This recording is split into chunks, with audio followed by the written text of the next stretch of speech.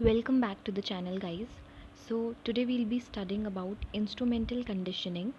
तो instrumental conditioning जो है वो एक बिहेवियरिस्टिक अप्रोच है, हमारे लर्निंग की थ्योरी है that was given by Edward Thorndike and इसको हम बोल सकते हैं कि ये एक दूसरा नाम है हमारी ऑपरेंट कंडीशनिंग का, जिसको हमारे B.F. स्किनर ने दिया है। तो इंस्ट्रूमेंटल कंडीशनिंग क्या है?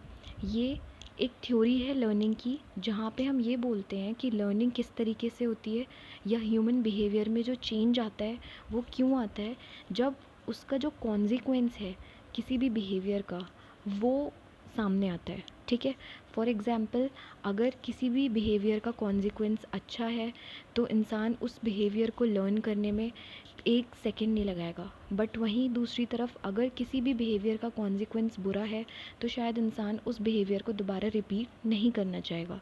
तो यहाँ पे हमारा जो बिहेवियर है या हमारी लर्निंग है वो डिपेंड कर रही है उसके कॉन्सिक्वेंस पे या इवेंट पे, इवेंट के इफ़ेक्ट पे। ठीक है, नाउ कोई भी इवेंट जो है वो प्रोड्यूस करता है या तो पॉजिटिव आउटकम्स, जिसकी वजह से ह्यूमन बिहेवियर में एक पॉजिटिव चेंज आता है, वहीं या कोई ऐसी चीज़ हो सकती है, कोई ऐसा इवेंट हो सकता है जहाँ पे नेगेटिव आउटकम्स प्रोड्यूस होते हैं, जिसकी वजह से एक नेगेटिव चेंज आता है ह्यूमन बिहेवियर में और बिहेवियर को अवॉइड किया जाता है या उससे एस्केप कर दिया जाता है। सो अब हम देखेंगे साइकोलॉजिस्ट जो थॉर्नडाइक थे, इन्होंने सबसे पहले ऑब्ज़र्व करा था रीइंफोर्समेंट का इफ़ेक्ट, वो भी एक कैट के अंदर। ठीक है, रीइंफोर्समेंट का मतलब क्या है? जहाँ पे हम एक ऐसा कॉन्सिक्वेंस दे रहे हैं या फिर एक ऐसा हम कह सकते हैं उसको रिज़ल्ट दे रहे हैं जो उसके बिहेवियर के करने की इंटेंसिटी को बढ़ा देगा। ठीक है, अब इस एक्सपेरिमेंट के दौरान उन्होंने ट्रायल और एरर लर्निंग के बारे में बताया कि कोई भी ह्यूमन बीइंग है या कोई भी एनिमल है वो ट्रायल और एरर करके सीखता है। मतलब वो बार बार चीज़ों को ट्राई करता है, बार बार गलतियाँ करता है और एक ना एक बार वो फाइनली चीज़ सीख जाता है। तो यहाँ पे एक पज़ल बॉक्स था जहाँ पे एक हंग्री कैट को रखा गया और उस कैट को अपने आप को एस्केप कराना था और बाहर उसका फूड रखा था। तो स्टार्टिंग में कई बार कैट जो थी उसने काफ़ी सारे ट्रायल्स करे और उसके बाद उसने कभी डिगिंग करी, कभी वो इस पज़ल बॉक्स को तोड़ना चाह रही थी, बट फाइनली उसने एक वहाँ पे एक पुली रखा था जिसको उसने दबाया और ये जो डोर था ये इजीली खुल गया। तो धीरे धीरे उन्होंने देखा जब इन्होंने इस चीज़ को बार बार रिपीट कराया तो हर बार कैट को कम से कम टाइम लग रहा था उस पज़ल बॉक्स से बाहर आने में। तो कहीं ना कहीं उसने फाइनली लर्निंग कर ली थी या हम कह सकते हैं कि उसकी लर्निंग हो चुकी थी। इसके अलावा थॉर्नडाइक ने 3 मेजर लॉज दिए थे जिनके बारे में आपको पता होना चाहिए: law of effect, law of exercise and law of readiness. Law of effect का क्या मतलब है?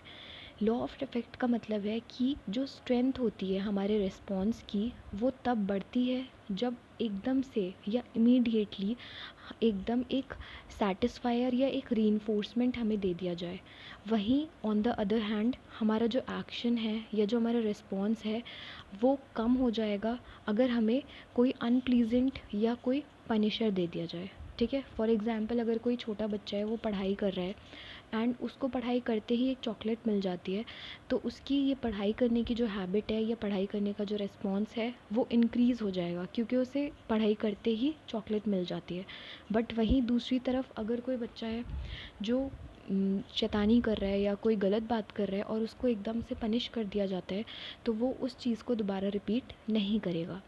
फिर आता है हमारे पास law of exercise. Law of exercise का क्या मतलब है कि जितना ज़्यादा हम किसी चीज़ को करते हैं उतनी ईजी वो हो जाती है हमारे लिए उस चीज़ को लर्न करना। ठीक है, और ये चीज़ तो आपने अपने पढ़ाई में ही देखी होगी कि आप जिस चीज़ को जितना ज़्यादा रिवाइज़ करोगे आप उतना जल्दी उस चीज़ को सीख जाते हो।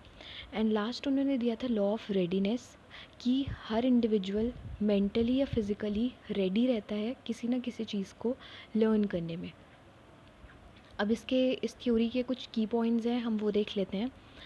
सबसे पहले तो ये एक वॉलेंटरी बिहेवियर की बात करता है। जैसे हमारा क्लासिकल कंडीशनिंग था वहाँ पे हम इनवॉलेंटरी रिस्पॉन्सेज देख रहे थे, लाइक सलाइवेशन का रिस्पॉन्स देखा था, बट यहाँ पे हमारा बिहेवियर जो है वो वॉलेंटरी है, वो हमारे कंट्रोल में होता है।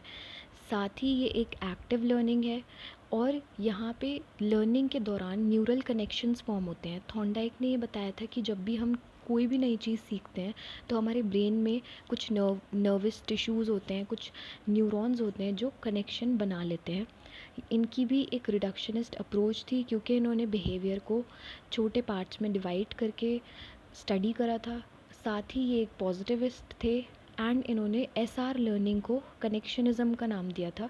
तभी हम बोलते हैं कि जो थॉर्नडाइक की थ्योरी है, इट इज़ ऑल अबाउट कनेक्शनिज़म। सो आज के लिए इतना काफ़ी। Thank you so much for watching the video. Do like and subscribe the channel.